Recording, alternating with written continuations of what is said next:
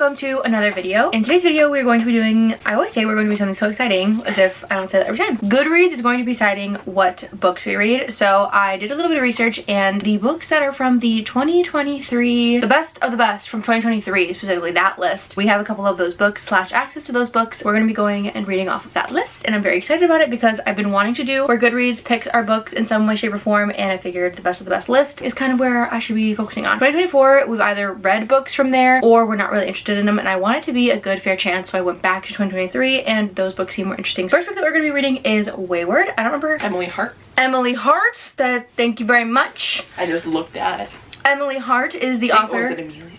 Amelia, probably. I think it's Amelia. I was close, guys. I was close. I don't remember what genre this is. Fantasy? Historical fiction / fantasy is the first thing up. And I don't remember exactly what the book is about because I read the synopsis enough to know that I'm interested, but I didn't want to get too far into it. I kind of want to go into it without knowing too much. We're gonna start reading that. I'm very excited because we actually have the most fun thing that we're gonna do right now. We got the, I'm gonna put a picture of what it looks up on Amazon. We got these things to be able to lounge in our backyard. We're so excited. Because we didn't want to invest in patio furniture by any means, or getting chairs, because I do want to just be able to lay or sit. So we got these super funny inflatable couch blow up things, and we're gonna try them out today. We tried it just to make sure that it worked. It was comfy. Yeah, it was comfy, but we haven't actually gotten to lay in them, and the whole point was to be able to read outside. So we're gonna do that now. I'm very excited because I have been wanting to be able to enjoy our outside time better, and I feel like whenever we try to read outdoors, we've done it where we sat in the front lawn on a blanket, and it's never comfortable enough. And then we've tried sitting in cars, but that gets really hot, and then going to a forest preserve is always hit or miss on if we're able to focus or not. Hopefully we're able to read outside. And thank you for clicking on the video, and here we go.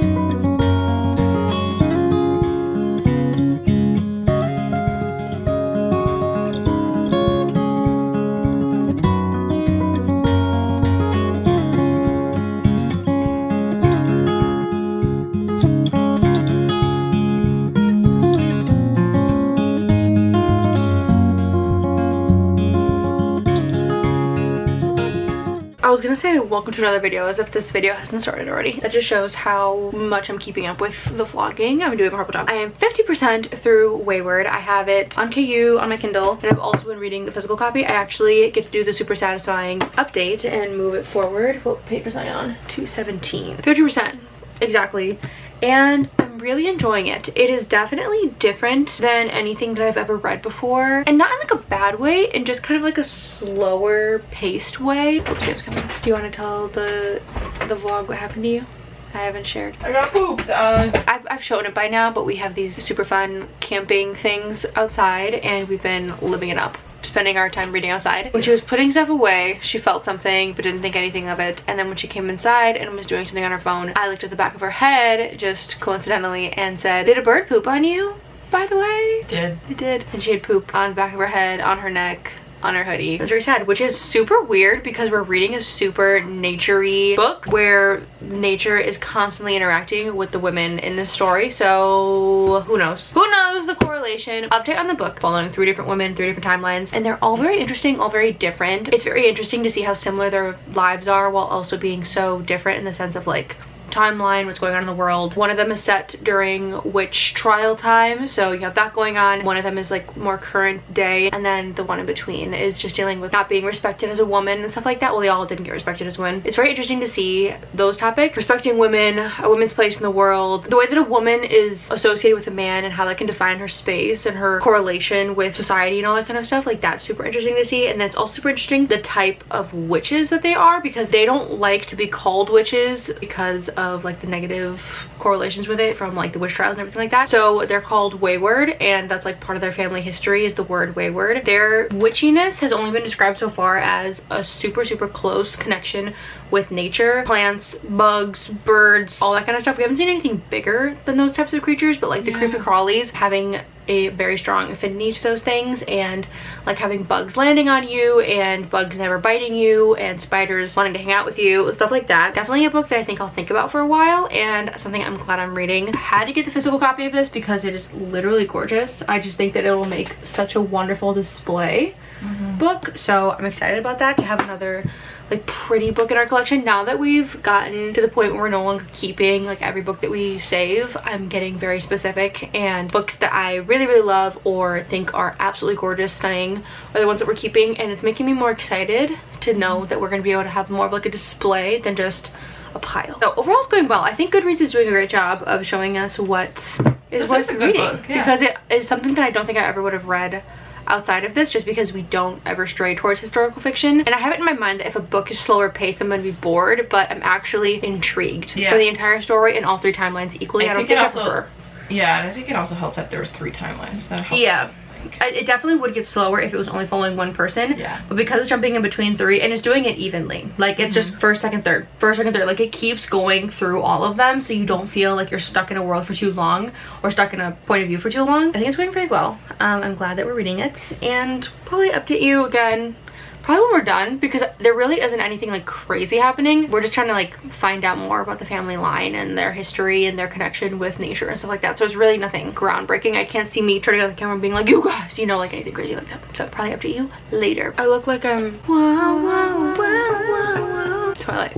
If you didn't get the reference, Twilight. I look like Twilight. Hold on. That's better. I look a little flush, but that's better. I wanted to show our smoothie. That's granola on top. That's chocolate, peanut butter, something else, probably granola from Trader Joe's. Maybe I'll put a picture of the bag. And then we use their acai mix and added extra bananas. Okay, back to reading.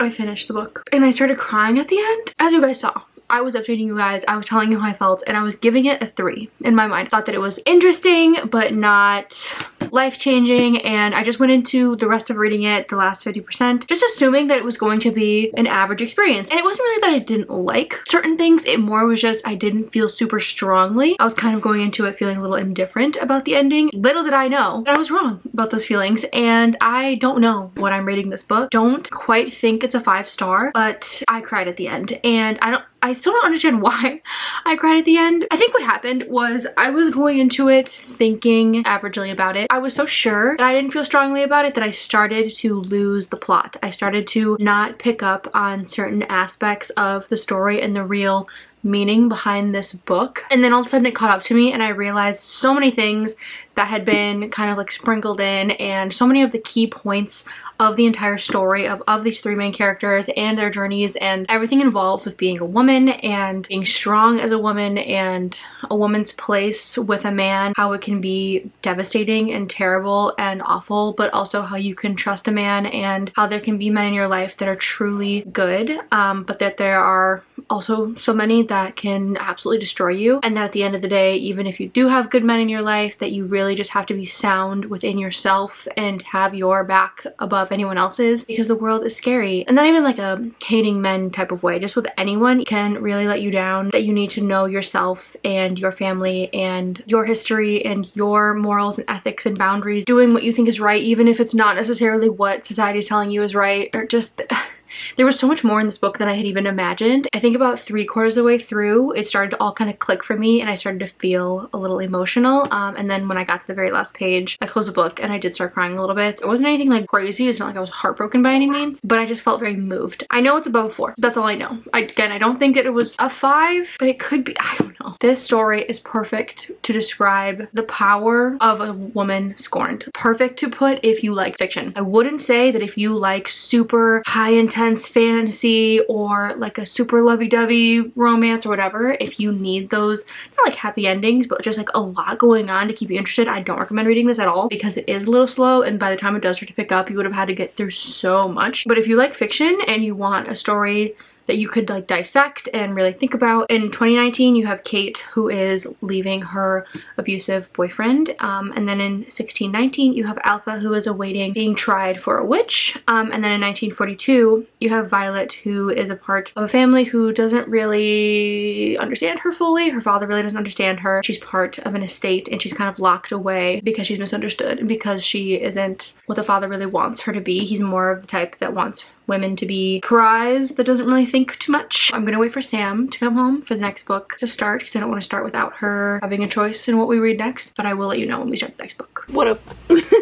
We finished. Well, they already knew I finished. Oh. Sam finished and she also feels undecided on her rating. She's between a 4.5, 4.75? Yeah, I think so. I could be a 5. Like, it's really hard to say, which makes me think, no, it's not a 5. Now it is time to, I'm like a little rosy cheeked. Now it is time to start reading the next book that is on our Goodreads. What is it called? Award winning. The Goodreads Choice Awards. Wait for it. Oh, there it is. If you just watched our last video, we went to all the bookstores and I gave you the haul. We got this very recently. I am excited to give Emily Henry another shot because the last time that we read Emily Henry, it was Funny Story, and I think we gave the book a 4. Yeah, I think it was a solid 4. We liked it. Something in there, 4 something. And it was good. Now, we've read a lot more, I wouldn't say like cheesy romances, but like rom-com-y, contemporary romance type stuff. Equipped to compare. Yes. I feel like we're in a better place now. So I'm excited to read this. We have been warned by Kara Girl, my favorite subscriber, who is always so kind, that there is a lot of miscommunication. Guys. And Sam, I'm worried. And Sam hates that trope very much. And so I am very curious to see. Well, especially when it could be avoided. So we're gonna see what kind of miscommunication. But Kara Girl, she said that it made her very annoyed. So we trust her. But she also said that not to let it ruin the book for us. That's what she said. So we'll see if it does or not. I don't remember anything. Is this the one? Oh, this is where they are a couple and then they have this friend group and they're going on like a little vacation to a Maine cottage where they always go. Their friends don't know that they broke up.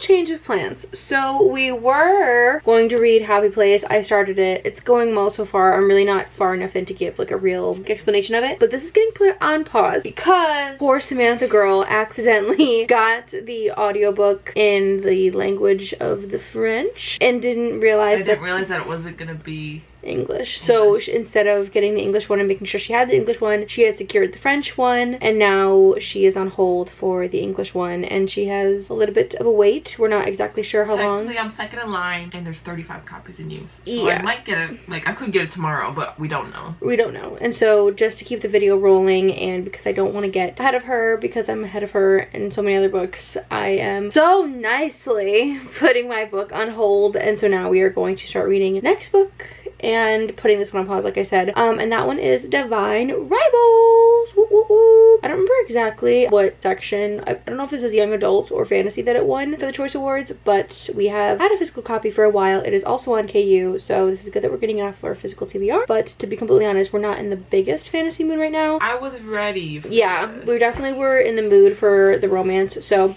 and if I feel like I would buy the Kindle edition if I wasn't so close to the front of the line. Yeah, she is so close, and you know, money's money, and so we're trying to be responsible about it and just wait it out. And as long as it doesn't get too close to when I have to like post the video, we're just gonna try to wait it out. I have the book. Hold on. What? I'm so confused. We don't own it somehow. I am so confused. My brain is exploding. Hold on. We don't own the book, which is fine because it's on Kindle Unlimited. Oh, like what? But we were both so sure that we owned that book. I just thought we had it in our possession. We both could have sworn. Could have been money that we had it. That we owned it, and we didn't. Like, there have been so many times that we've picked it up in store, like Half Price, Barnes, whatever, where we've thought about it, read the back, and genuinely considered buying it, even where we've walked it around the store. I just could have sworn that we had bought it by now. My brain is not registering that we don't own it. Like, it is... I was so sure. So we're gonna read it on Kindle Unlimited. I think we need a second because I don't think I can wrap my mind around anything right now. So we might start reading soon, might not, I'm not sure. But we're gonna read Divine Rivals one way or another.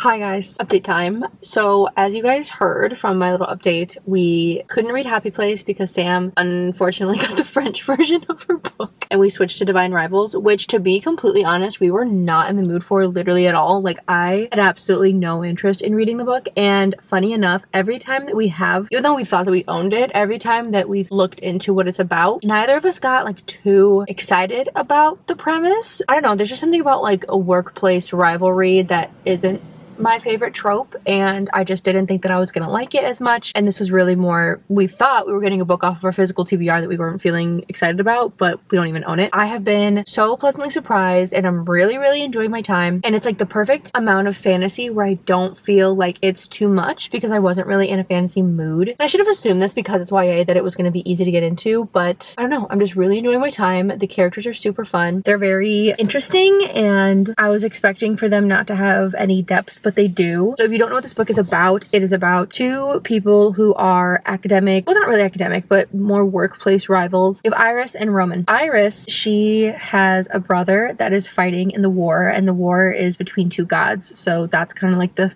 fantasy aspect of it. But she has a brother away at war and her mother is really struggling, and so she is having like a really bad home life where she's really sad and really lonely, and there's a lot of pressure on her. She's kind of turned into like the sole provider, and so you have that aspect where she's trying to get this promotion. So basically they're both fighting for a promotion to be a columnist at the Gazette, which is like one of the most prestigious newspapers. You have her home life, and then he comes from a richer family, but when you deep dive into him, his family is more like new rich than like old rich. So his father is not the best and is kind of obsessed with making them even higher class than they already are. So he has that to deal with, like all those pressures of feeling like misunderstood, and like he has to keep up this image and he has to do exactly what his dad says, and the restraints that you wouldn't expect with having financial freedom, but that he does because, you know, it's his father's money and it's his father's line and he's the sole heir and blah, blah, blah, all that. So I'm enjoying the fact that he's not just a spoiled rich kid and that she's not, I don't know what I was expecting of her, but like, I'm just glad that they both have depth. The other thing is like, obviously they're both writers, and sometimes when you have characters that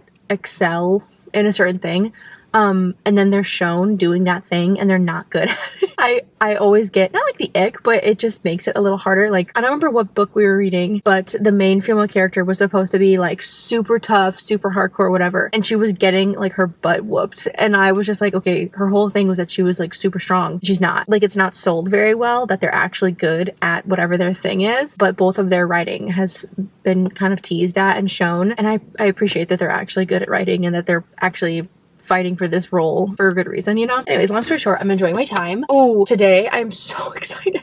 Oh, I'm so excited. If you guys have read Rachel Gillig's books, that's One Dark Window and Two Twisted Crown, it's a duology, which I thought that was super interesting. It was a fantasy that was very different. Her new book came out yesterday and Sam and I are gonna go get it today, and I'm so excited. I have no idea when we're gonna read it. I'm hoping in the next vlog because I'm pretty sure it'll fit in to what we're doing next reading vlog, but I am just so excited. I've literally had that book on my Notion as like, you need to read this and be aware of when it comes out for a year now. Like, I have been so excited for it. Going back to Divine Rivals, it's your sign.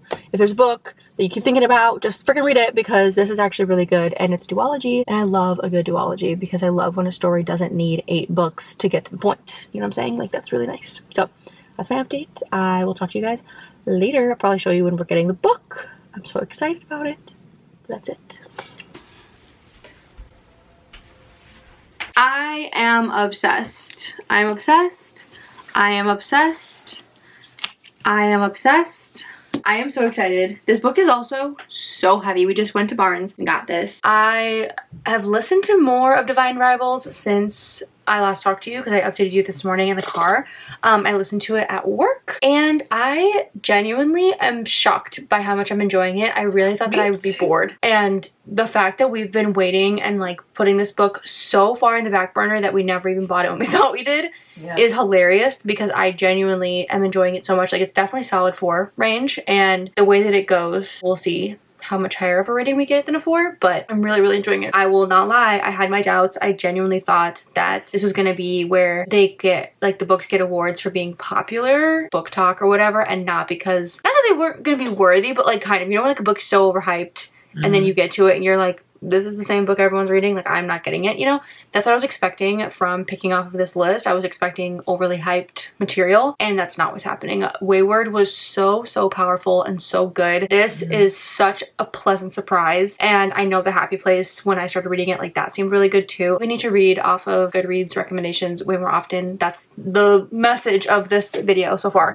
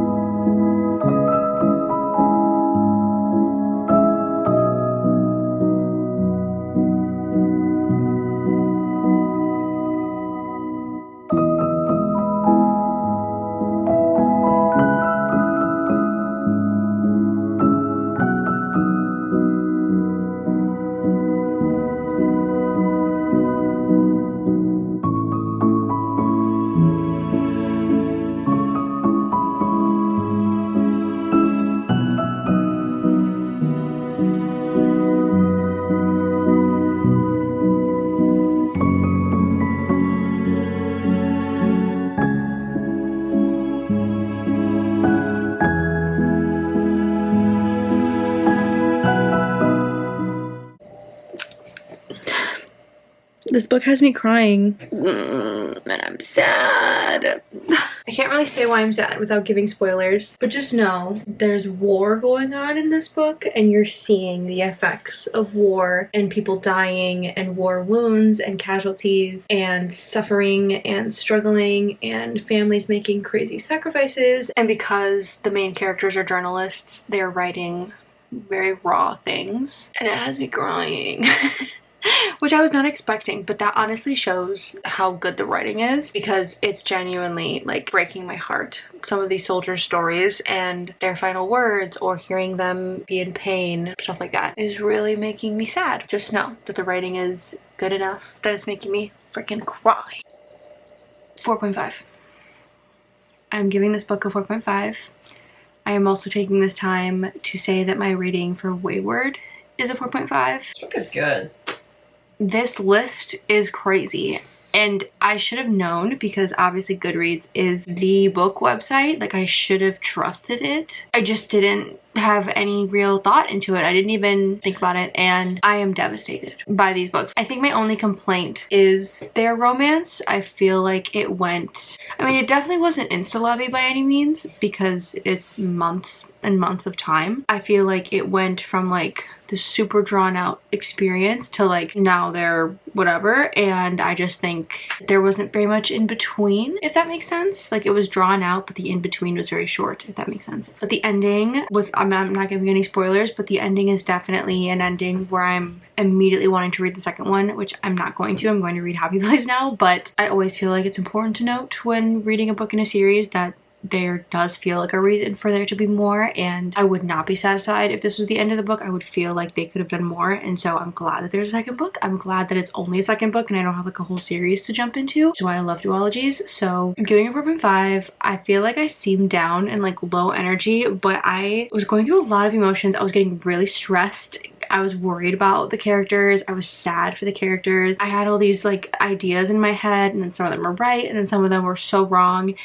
And I just felt like I went through like the whole whirlwind of emotions. 2 4.5 star books in one video. That is unheard of. I am so impressed. And I think that this is the way that I need to go about reading more popular books, is by judging it based off of like things like this, Goodreads or Fable or whatever, rather than doing like book talk, you know? Because I just feel like it's a lot more likely that people who really do care about reading and people who really do have an interest in the hobby and are dedicated to the hobby and aren't just like, I mean, not that I want to judge people's reading in the sense that if you're reading only because it's popular versus reading because you love reading, I mean, if you're reading in general, that's amazing, but it's just a difference in taste, I feel, and a difference in what you're looking for out of a book. And I think my personal taste is a lot more aligned with people that would go through and do a Goodreads review and download Fable or another app like that and get more focused in reading. I'm very happy that we're doing this list, and I'm excited to start Happy Place. I know that there's a lot of like drama,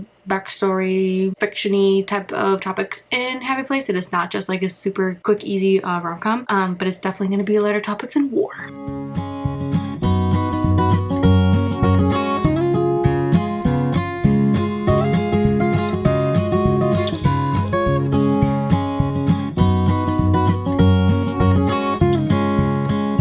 Hey you guys! I am on page 148 out of like a little less than 400, and I am really enjoying this book, and I genuinely think that it is 4.5, 4.75, 5-star range. Like, it is so good. And again, I feel like it just keeps sounding repetitive because I keep saying this list is changing my life and this list is so good and I can't believe that we didn't read these books and blah blah blah, but I genuinely feel that way. Like, this is honestly so good. I highly recommend, if you are going to try Emily Henry, to start with Happy Place. I think it is so good. Definitely better than Funny Story. Funny Story was good. We like Funny Story. The banter, the chemistry, the characters, everything about it. This book is borderline perfect. Like, I love it so much. So I'm having a really good time. I started annotating. As you can see, I have my tabs out, and I'm annotating scenes that I think are really relatable, writing that I really love. The miscommunication hasn't really kicked in yet, so I'm not having to fight that battle, but maybe it will become a problem sooner rather than later. Like, I get